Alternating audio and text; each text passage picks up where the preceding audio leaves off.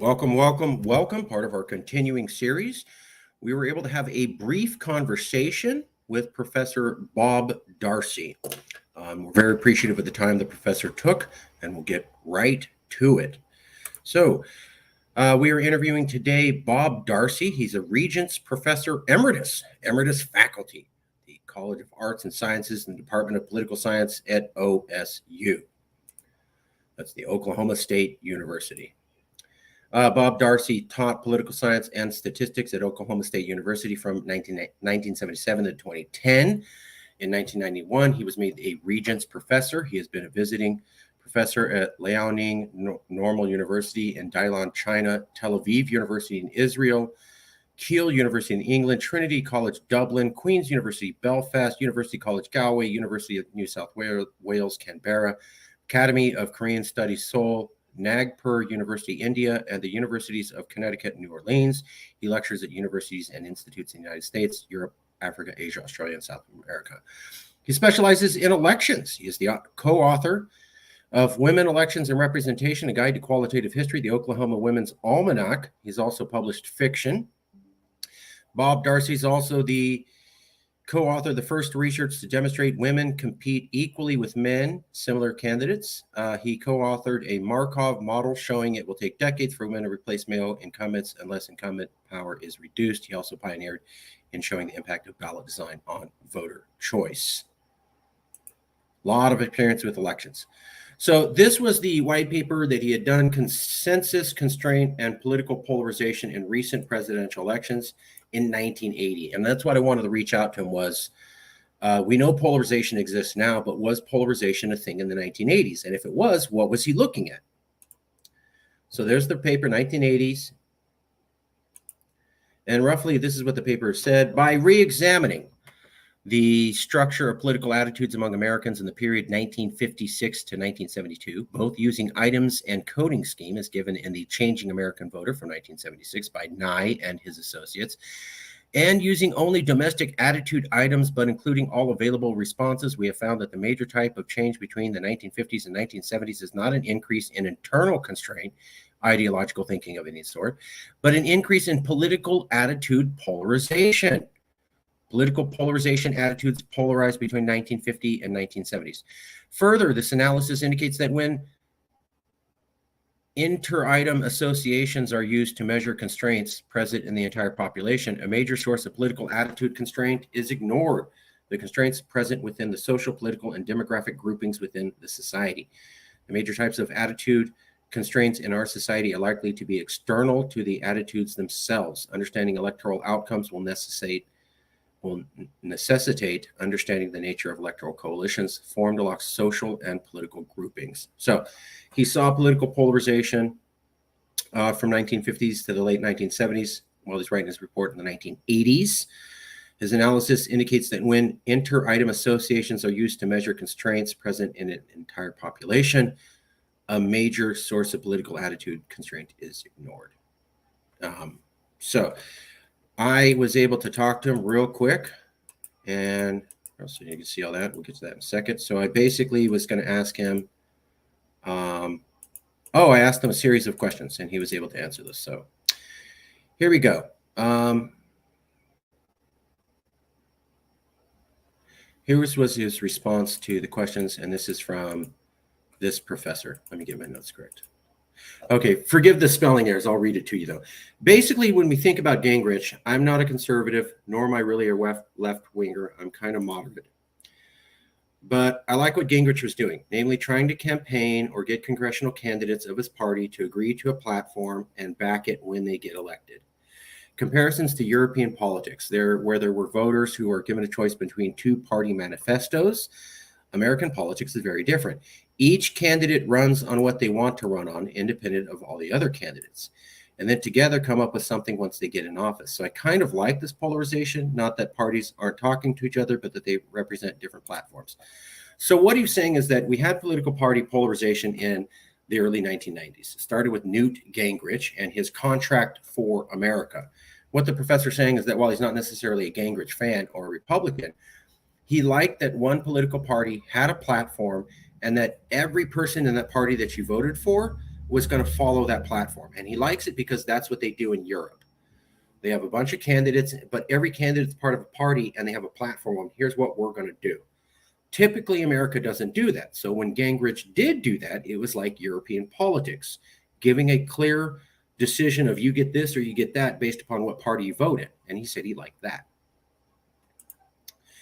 Every candidate has to win a primary. So there's no reason they have to have a policy together. They can campaign completely on their own. And pulling that together after they are elected is extremely difficult. What we call political polarization is that phenomenon, the inability to dialogue and compromise and find a middle ground. So he's saying a lot of political polarization in America is because of the way the American political system operates. Candidates don't have to run as a party. You run and you win your primary. You say whatever it takes to win your primary in your region without a commitment to any particular policies. Then all these people come to Congress and all their different promises and all their different constituencies, you now have to make a platform that brings them all together. And that's exceptionally difficult. And the fact that people have to run in all these different offices and say whatever it takes to win their primary, and after they win, then and only then have the discussion about a joint policy all of them will follow, that's what causes polarization. They can't agree on a general policy because they're doing it after they got elected and after they said whatever it took to get elected. And that's when they introduce a cohesive general party-wide policy. Is it good parties have sorted like they are now? The problem is that we have a constitutionally divided government, and it's very difficult to be in power. The presidency, the Congress, and the courts are all divided. In European democracies, you don't have this kind of division and checking. Difficult to compare the polarization we have to other democracies in the world. So he's saying the American system has a system of checks and balances and divided power. The president, the Congress, and the courts are all divided. And so they're not all ideologically together. In Europe, you don't have separate institutions that are this separate. So when one government comes in, they kind of have all the institutions in line. In America, we could have the presidency belong to one party. We could have the courts belong to a different party. We could have the Congress belong to a different party. The norm is Britain and Ireland is that if government is going to make a major decision that was not part of the manifesto, then they have to call a new elections and campaign. There's no national referenda in the United States ever. So the other problem that causes polarization is that if you elect a bunch of people and they ran on a party platform of they're going to do these 10 things, and then something happens, aliens invade England, and they go, well, we need to raise an army to fight the aliens. That's not something that was in their party platform. That's a big new thing, that it's not something they ran on. If you're going to do that, you can. But now you have to have a referenda, a national referenda. Hey, folks, you elected us. We've said we were going to do these 10 things. We need to do this 11th thing. It's a new thing. They can't just go, we were elected, so we represent you, so we decide to do that thing. You have to have a national referendum. So, for example, you look at COVID. The government said, we were elected.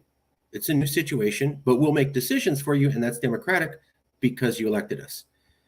The norm around the world is not to do that. It would be, this is a new situation. You were not elected on this issue, so now you have to have a national referenda on the issue, and then we'll go forward. The U.S. doesn't do that. The U.S. says these people are elected. Whatever happens, they can make decisions for you, and if it's a big, major, scary decision, it doesn't matter. There's no national referenda for the American people. Politicians will just make the decision. And that would explain how COVID got really polarized. So I can see where these two structural problems with the American government system are accurate. Why was there never a socialist movement in America when socialist parties exist in every European country? Outbreak of the First World War, the socialist parties in each of the other countries had to make a decision. The socialist ideology were totally opposed to the First World War. The full wrath of the government and people destroyed the socialists. So every European country has a socialist party, but in America we have none. Why did that happen? Because after World War I, the government and the people of America destroyed the socialist movement in America. That's why you don't have socialism here and you have it in European countries. Was anywhere that the division introduced in the 1990s was divisive and would not go to a good place. Democrats and newspapers attacked him and said you could make division worse in the future. People knew that then and called him out routinely. When Newt Gingrich introduced changes to the way Congress operates that we now know caused the division we have today. Was there anybody who knew that was divisive and would not go to a good place? The professor saying, yes, Democrats and newspapers attacked Newt Gingrich and said your changes to our cordial atmosphere in Congress could make things worse in the future. People knew what Newt Gingrich was doing, knew it was bad, and knew it could cause problems, and they brought it up at this time. So it wasn't that nobody knew what Newt Gingrich was doing or could see how it could cause polarization in the future. They knew, and they called it out. Have you ever seen polarization as bad as it is now, I asked? Well, the debate over silver or gold in 1890 was very divisive. Gold standard benefited people who had money and who were owed money, and the silver standard was better for people who paid off debt. The point is that the division is real. The division today is fake. They are talking about non-issues today, critical race theory, banning books that are pornographic. All that stuff is fake. So he's saying, yes, things are politically divided now, but it's not about real issues. There's not actual real substantial division.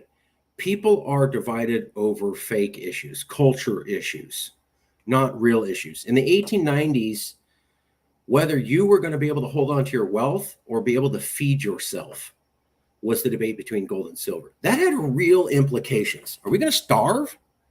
Are we going to be able to afford rent? I'm a silver man. I'm a gold man. He's saying those divisions were real because they had definitive impacts on people's lives, regardless of how you looked at it. And he's saying now the issues that we have aren't real issues that really actually affect people's lives. They're cultural issues. And so the division was worse in the past because they were real issues, but the division is maybe worse now because the division is just as bad as the 1890s, but it's all about fake stuff. He's saying there's a problem with people being this divided over nothing that really has that much impact. Versus in the past, when people were divided, it was on real things. Anything in the 1980s and 1990s was as bad today on polarization as then? No, because polarization today is fake. It's about parental control schools, anti-gay, anti-LGBT. Got people around here on the right as excited. I don't see this as a real issue. Transgender girls competing with other girls in sports has them upset in Florida and Oklahoma and coastal southern states. So the 1980s and the 1990s was not as polarized as today because we're polarized about fake stuff. Again, kind of something he was saying here. We don't have real divisions. We're super polarized on fake issues. Can it get better on its own? Do you see America turning to a kumbaya movement? Yes, I do, because we are going to have leadership come along. Biden is not that far to the left of the Democratic Party. I don't know about a speech where he said 78 million Americans are enemies of the state. I think he has brought things together and is getting bipartisan laws passed. Even though the Supreme Court did Roe v. Wade, doesn't mean they have shifted to polarized conservative. So I was bringing up, he says, yes, America is going to calm down and things are going to get better because we're going to have leaders who bring us together. He also said Biden is already doing it. Biden is already a leader who was elected to bring America together, and Biden is succeeding at bringing people together. And I said, what about the Supreme Court is the most conservative it's been since the 1970s and is already undoing many laws with decades of precedent? He goes, that doesn't mean the Supreme Court's that conservative. I don't mean to criticize, but I find that statement very difficult to believe. His opinion was, yeah, just because a bunch of Republicans took it over and just because they're undoing a lot of laws that are 50 years, 60 years old with precedent doesn't mean it's a polarized conservative court. I completely disagree. I could be wrong. The other thing he said that I disagreed with was that Biden was doing a good job of bringing Americans together. And I said, well, what about when Joe Biden went on TV with the blood red backdrop, active duty Marines at night, which is exceptionally unusual, and basically said 48 million Americans are enemies of the state? Is calling out 48 million Americans as enemies of the state the thing you do to bring America together? His response, I don't know about the speech you're talking about. Not aware of that speech. As far as I know, Biden is bringing everybody back together. So he thinks Biden is bringing everybody back together, and he's completely unaware of the speech that I brought up. So let's take a look real quick. Give me 1 second.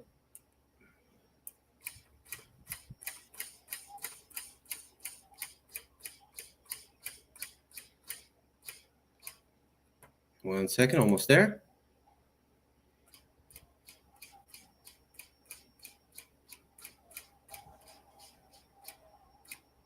Because I've noticed this pattern with people having an opinion about something, and I go, what about this fact? And they'll say, what? I've never heard of that. And then stick right back to their original opinion, even though that fact kind of contradicts that opinion because they weren't aware of that fact. They don't need to think about it, and they can still stick to their original opinion. I've seen a lot of people do that, going, I'm not familiar with that information, so I'm sticking to what I said. And I go, but the information here contradicts what you said. I don't know that information, so I don't really need to change my opinion because I'm not familiar with that. So it's cool.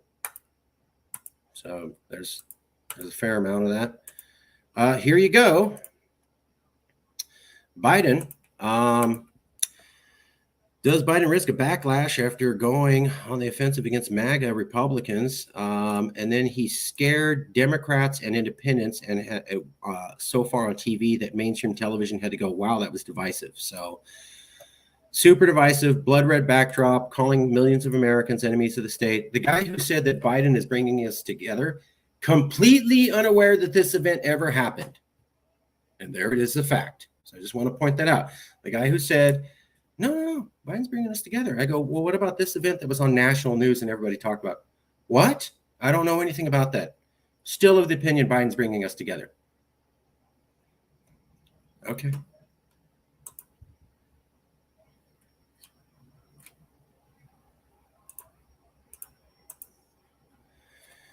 So we'll see you guys soon.